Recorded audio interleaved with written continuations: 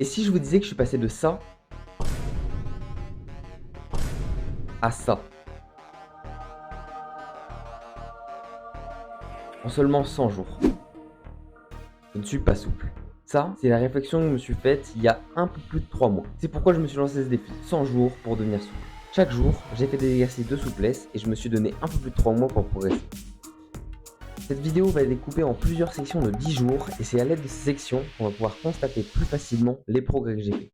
Ok, donc pour commencer, voici les 3 exercices que je vais faire chaque jour de ce défi. Je vais devoir rester à peu près 30 secondes pour chaque exo et ici, vous avez un aperçu de ma souplesse au premier jour du défi. Ouais, c'est pas génial, hein, on est d'accord. Vous voyez qu'au fur et à mesure des jours qui passent, j'arrive à aller de plus en plus loin. Jour 10, on peut comparer par rapport au premier jour, on voit que j'ai plus de souplesse qu'au premier jour, ça c'est clair, même si ça reste pas non plus exceptionnel. Et cette progression, je la sens fortement, je vois que je peux aller un peu plus loin chaque jour et c'est ça qui m'a aidé à continuer et à ne pas lâcher. Je vais très peu, voire quasi pas parler du premier exercice de souplesse parce qu'on peut pas vraiment constater d'évolution, c'est plutôt un étirement, donc je parlerai quasi exclusivement des 2 autres exos. On passe à la suite, au jour 20. Alors je suis parti en vacances à ce moment-là et j'avais pas réalisé qu'on pouvait pas voir mes pieds quand j'étais en train de faire cet exercice. Mais bon, c'est pas très grave, on va pouvoir comparer comme j'avais fait avec le dernier exo. Donc là encore une fois, on remarque une évolution par rapport au jour 10 et je pense qu'on la remarque encore mieux si on met le jour 1 à côté.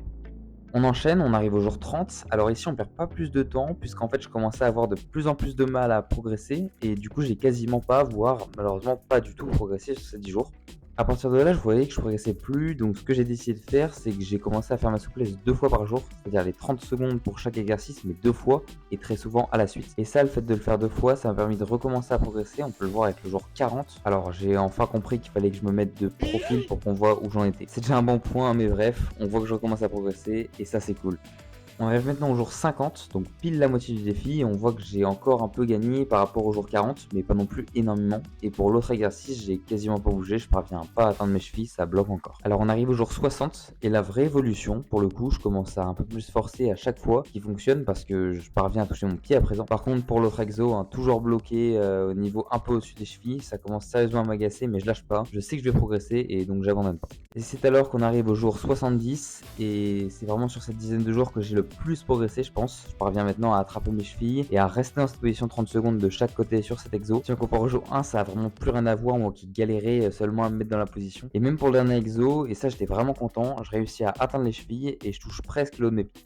On est au jour 80, je commence à avoir enfin une souplesse correcte, puisque vous pouvez le voir, je suis capable de rentrer un peu la tête et de mettre les 2 mains sur la jambe, dont une qui est au-delà de la cheville et l'autre que j'arrive à placer au niveau du milieu du tibia à peu près. J'étais vraiment content à ce moment-là parce que je voyais que je continuais à progresser malgré la difficulté qui augmentait et donc ça m'a motivé encore plus. Pareil pour le dernier exo, je gratte un peu, on parle d'à peine 1 centimètre, hein, mais je touchais enfin mes pieds. Maintenant j'avais plus qu'un seul objectif, toucher mes orteils et sur les 2 exercices. Et j'ai pas attendu longtemps puisqu'on est au jour 90 et je suis enfin parvenu à toucher les orteils. Je suis refait parce que je pensais vraiment pas y arriver un jour et là j'ai enfin réussi. Donc comme quoi j'ai bien fait de persévérer. Par contre, encore une fois, j'ai pas progressé sur le dernier exo. J'ai peut-être atteint ma limite avec une quantité d'entraînement qui est, soyons honnêtes, très faible. Malgré ma régularité, je me dis que je peux peut-être tout simplement pas aller plus loin. Et puis voilà, bon bah, jour 100, pas vraiment d'évolution par rapport au jour 90 pour cet exo-là. J'avais atteint mon objectif, et donc j'ai tout simplement arrêté de forcer à chaque fois. J'ai juste maintenu le niveau de souplesse que j'avais au jour 90. Par contre, pour le dernier exercice, mon objectif c'était de toucher mes orteils, et malgré le fait que j'ai passé quasiment 2 minutes à essayer ce jour-là, j'ai pas réussi. J'ai dû arrêter parce que j'avais carrément des fourmis dans les jambes, et donc j'ai pas réussi à atteindre cet objectif que je m'étais fixé.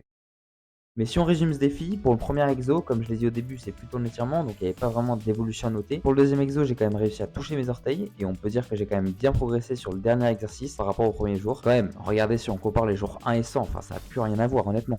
Bref, en conclusion, je pense avoir réussi le défi, mais pas totalement. J'ai quand même eu une belle progression grâce à ma régularité surtout, et donc je suis plutôt content. Alors si vous voulez vous aussi gagner en souplesse, c'est possible quel que soit votre niveau. Je vous invite à essayer de faire ces exercices pendant ne serait-ce que 2 ou 3 semaines, et si vous êtes régulier, vous verrez vos progrès. Moi, après que le défi soit terminé, j'ai continué de faire mes exercices, mais je vous avoue, je ne l'ai pas fait quotidiennement, ce qui fait que je touche toujours pas mes orteils en étant debout. Mais bref, merci d'être resté jusque là. Si vous avez aimé cette vidéo, je vous invite à laisser un petit commentaire et à vous abonner. Moi, je vous dis à bientôt pour une prochaine vidéo. Portez-vous bien d'ici là et à plus.